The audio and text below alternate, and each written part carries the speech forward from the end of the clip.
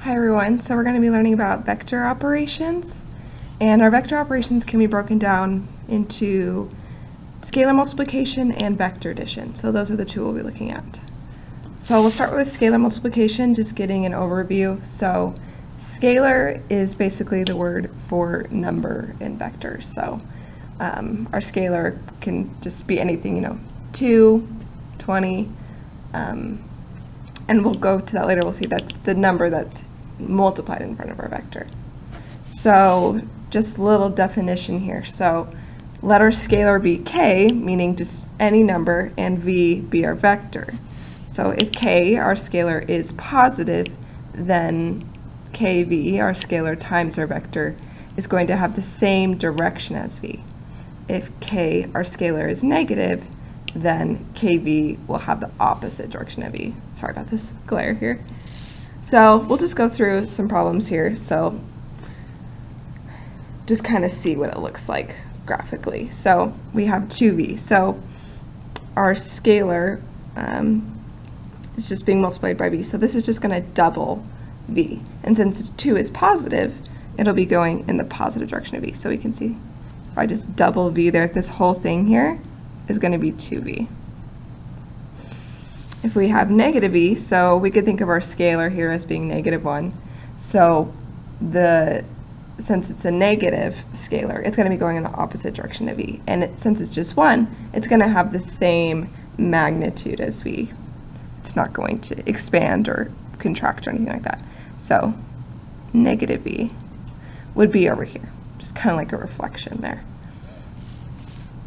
Okay, combining those two, so you can either flip it first and then double it, or I usually like to scale it first. So here we have 2v, right? And then we flip that whole thing over because it is in the negative direction. So we'll be over here at -2v. This will be our scalar, -2v.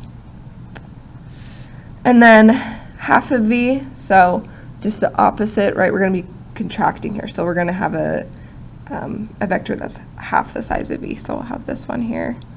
This little one, if you can see it, that's going to be half v. And right, and if that was negative, then we could flip it, and we would have, like, over here, we'd have the little negative half of v. Okay, so that's kind of the basics of scalar multiplication. So we can go now to vector addition. So we're going to define these in a second here. So we're going to look at this here. We've got u plus v. So the way to find these graphically is you have your first vector here, u. We're going to keep that in the same spot. And then we have v being added to u. So what we do is, this is the terminal point of u, right? We're going to take the initial point of v, our second vector, and we're just going to shift it. We're going to move it. It's going to keep the same direction, same magnitude, and we're going to place it at the end of u. So notice that we have the same, it's just shifted, so it's sitting right there at the terminal point of u. So what our answer is in this case is from the origin of u here up to the terminal point of the vector that we just moved. That's called our resultant vector. So our resultant vector is, well, I'll just say it's our answer. And it goes from the initial point of first vector to terminal point of our second vector. So this technique is called the parallelogram law. So maybe just think a moment why you think that this would be called the parallelogram law. Well, we can see here, right, when we shifted this v, it's keeping the same direction. So these two vectors, this v and this v that we just moved, they're parallel to each other.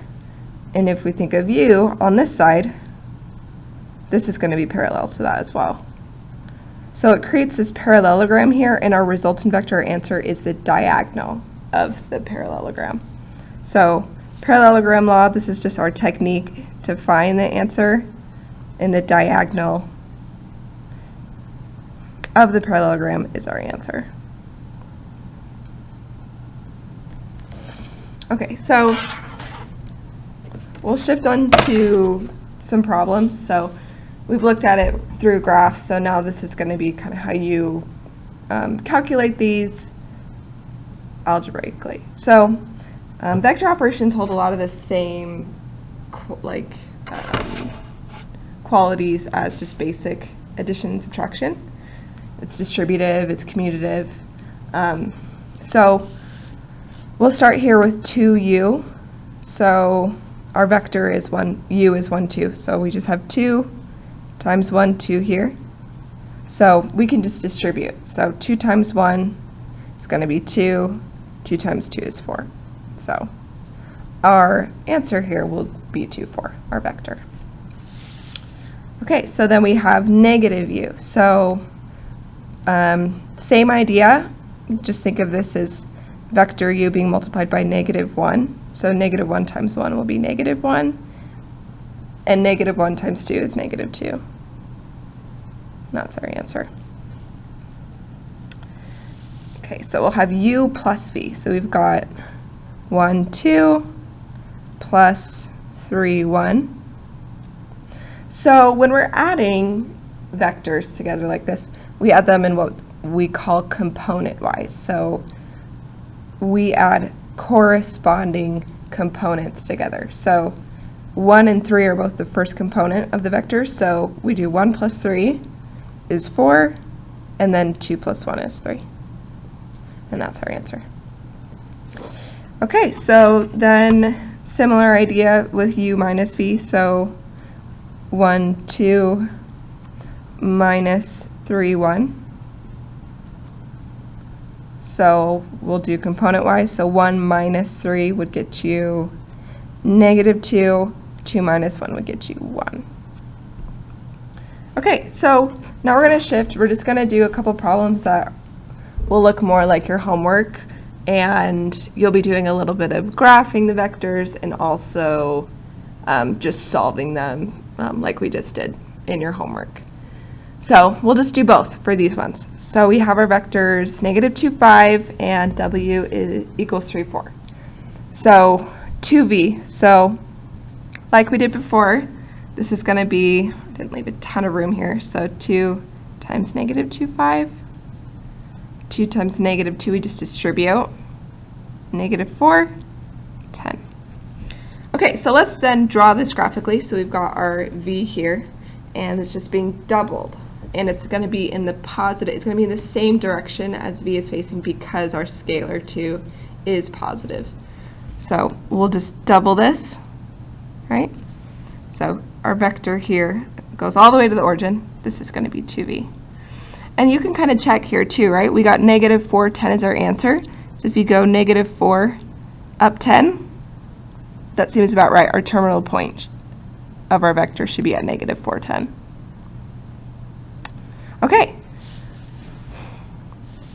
So now we have w minus v. So we've got 3, 4 minus negative 2, 5.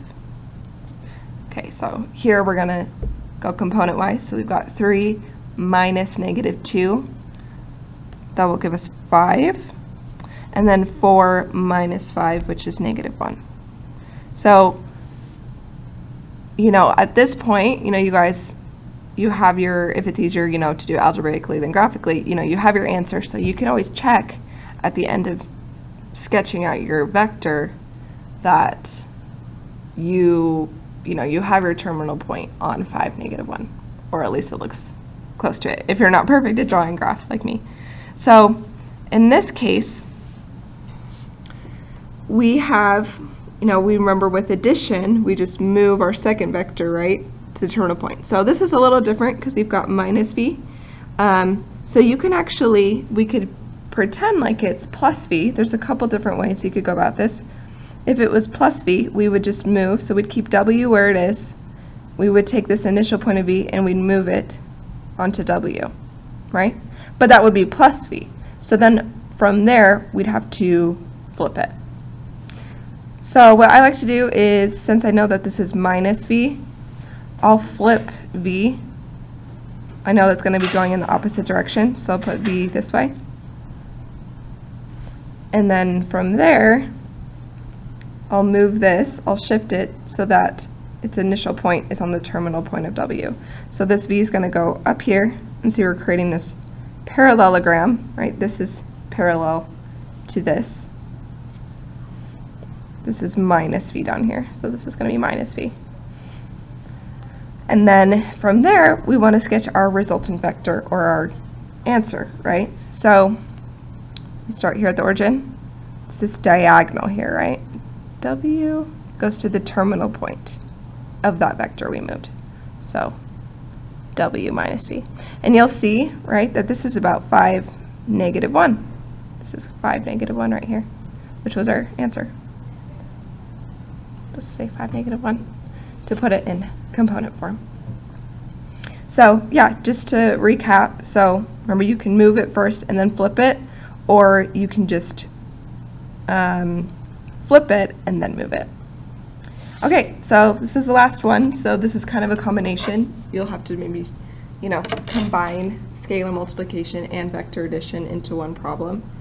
So you would, in this case, you would scale it first, follow order of operations here. So we've got 2w is going to be 2 times 3, 4.